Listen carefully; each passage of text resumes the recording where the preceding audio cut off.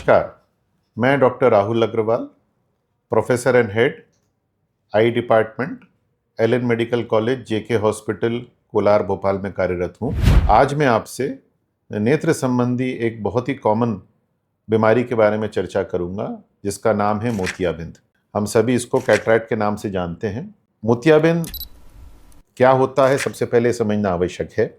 ये वो बीमारी है जो विश्व में प्रिवेंटेबल ब्लाइंडनेस जिसे बोलते हैं उसका सबसे बड़ा कारण मानी जानी, यानी ऐसी बीमारी जिसका पूर्ण रूप से इलाज संभव है यदि इसको समय पे डायग्नोसिस कर लिया जाए और उसका उपचार कर लिया जाए। मोतियाबिंद में होता क्या है? मोतियाबिंद में हमारा आँखों का जो प्राकृतिक लेंस है, जो कुदरती लेंस है, ये लेंस धुंधला पड़ने लगता है।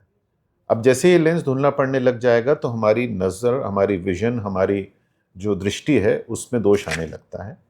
धुंधलापन अधिकतर मरीजों को महसूस होता है। अब इस बीमारी के लक्षण क्या है या कैसे पहचाने कि आपको मोतियाबिंद हो रहा है? तो कई बार मरीजों को जिनको मोतियाबिंद होता है उन्हें सबसे पहले तो धुंधला दिखने लगता है। रात में यदि वो निकलते हैं तो लाइट में चकाचौंधी महसूस होती है, ग्लेयर महसूस होता है। जो ड्राइवर्स हैं या ड्राइविंग करते हैं उन्हें ड्राइविंग में प्रॉब्लम होने लगती है। कई बार कुछ वस्तु, एक दूर की कोई वस्तु आपको एक की जगह दो भी दिखाई देनी पड़ती हैं। धुंधलाहट के अलावा आपको पढ़ने में भी कई बार दिक्कतें महसूस होने लगती हैं।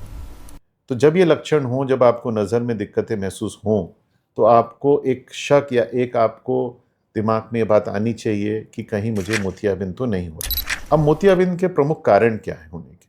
तो सबसे प्रमुख कारण मोतियाबिंद का उम्र ही है। उम्र से होने वाला मोतियाबिंद, जिसको हम सेनाइल कैटरैक्ट बोलते हैं, सबसे कॉमन टाइप का कैटरैक्ट है, सबसे कॉमन टाइप का मोतियाबिंद। और ये आमतौर पे 55-60 की उम्र के बाद कभी भी हो सकता है। परंतु कुछ पिछले 1-2 दशक से देखा जा रहा है कि प्री सेनाइल कैटरैक्ट यानी बुढ़ापे से पहले भी मोतियाबिंद काफ़ी सारे लोगों को हो रहा है। 30 की, 35-40 की उम्र में भी कई लोग मोतियाबिंद से पीड़ित हो जाते हैं। उन्हें भी धुंधला दिखने लग जाता है।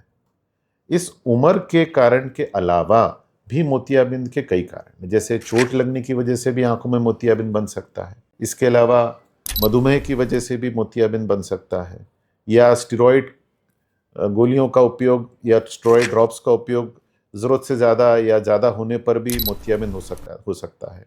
धूम्रपान भी एक मोतियाबिंद का कारण है। और कई बार कंजेनाइटल रूप से यानी जन्मजात बच्चों या डेवलपमेंटल एक बीमारी की वजह से भी मोतियाबिंद कई लोगों को हो जाता है। अब इसमें कौन से व्यक्ति हैं जिनको ये होने की संभावना ज़्यादा है? तो जैसे मैंने बताया कि आपकी यदि उम्र ज़्यादा है, उसके बाद आपको ऐसा लगता है कि आपके चश्मे के नंबरों में कुछ बदलाव आ रहा है, आपको धुंधला दिखना स्टार्ट हो गया है, यानी आप वृद्ध व्यक्ति में हम पाते हैं कि मोतियाबिंद ज़्यादातर होने के चांसेस रहते हैं।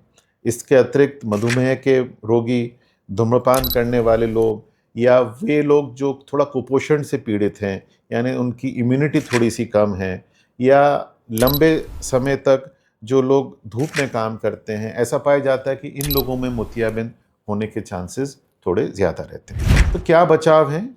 तो दोस्तों, ये चीज़ मैं यहाँ क्लियर करना चाहूँगा कि मोतियाबिंद, खास तौर पे उम्र से होने वाले मोतियाबिंद को आप होने से नहीं रोक सकते।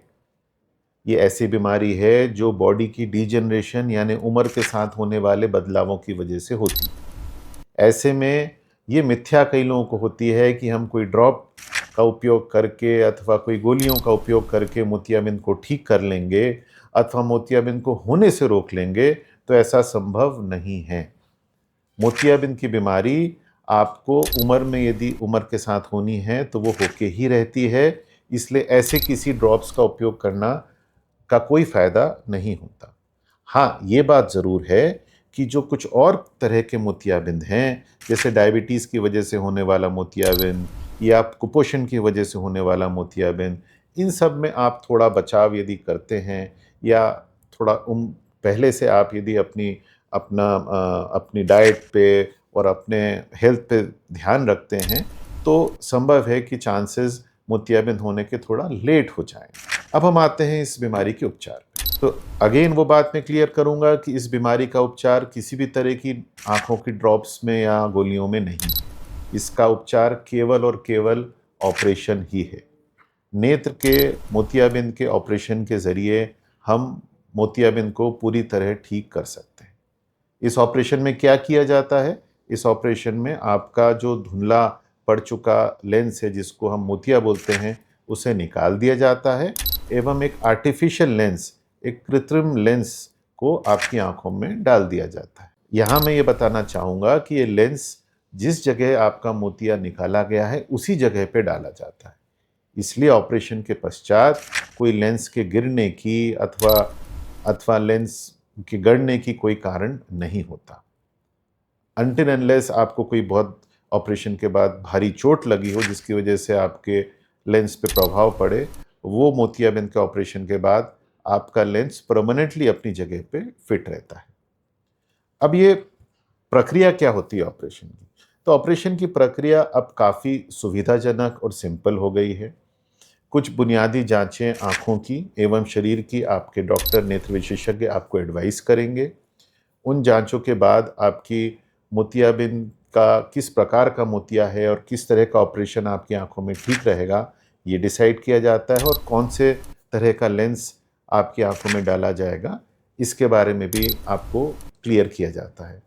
इसके बाद आपके ऑपरेशन के दौरान, अब जब आधुनिक तकनीकों से ऑपरेशन होता है, ख़ास तौर पे जिसको हम फेको इमल्सिफिकेशन तकनीक बोलते हैं, इसमें एक छोटे चीरे के ज़रिए मोतियाबिंद को निकाला जाता है एवं नए लेंस को प्रत्यारोपित कर दिया जाता है। ऐसे में अब पूर्व के मुकाबले कम दर्द में, कम समय में आप जल्दी अपनी नज़र को रिकवर कर लेते हैं। ऑपरेशन के पश्चात आपको कुछ ड्रॉप्स दी जाती हैं, कुछ सावधानियां बताई जाती हैं डॉक्टर द्वारा, जो आमतौर पे 7 से 10 दिनों की रहती हैं। इन्हें आपको फॉलो करना पड़ता है। फाइनली आपको यदि कोई चश्मे का नंबर आता है तो वो दिया जाता है एवं आप नॉर्मल वापस अपनी जैसी नॉर्मल दिनचर्या है उस पर लौट आते हैं।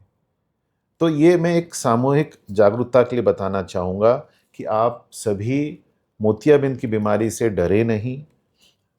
दर्द होगा या तकलीफ़ होगी या बहुत परेशानी आएगी, ये सोच के मोतियाबिंद का ऑपरेशन अगर आप नहीं करा रहे हैं, लेट कर रहे हैं, तो ये आपकी आँख के लिए नुकसानदेह हो सकता है।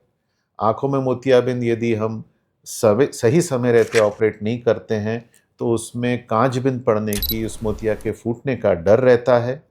ऐसे में आपको निरंतर नियमित रूप से नेत्र विशेषज्ञ को दिखाते रहना चाहिए ताकि वो सही समय पे आपको ऑपरेशन की सलाह दे और आप अपना ऑपरेशन करा के अपनी नज़र को वापस पा सकें। और यदि आप सबको ये इन्फॉर्मेशन, ये वीडियो पसंद आई हो तो चैनल को लाइक करें, सब्सक्राइब करें। यूं ही फिर मिलते रहेंगे। धन्यवाद।